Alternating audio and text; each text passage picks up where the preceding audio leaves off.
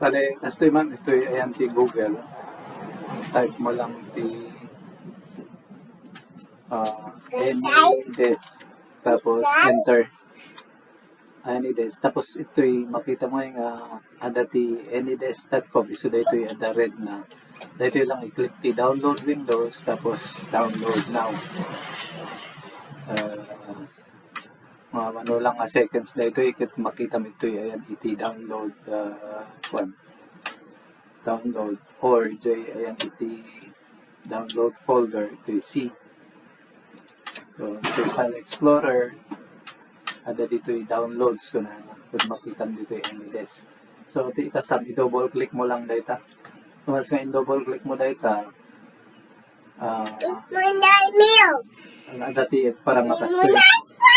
Tapos ada ti number nga tas lakas ko yung mga 9 digits siguro. So ti paki-text mo kinyan tatno usarit nga agka-connect. Tapos no once nga naka-connect ada ti accept nga makita mo or decline. So paki-accept mo lang tapos mo maka-connect to.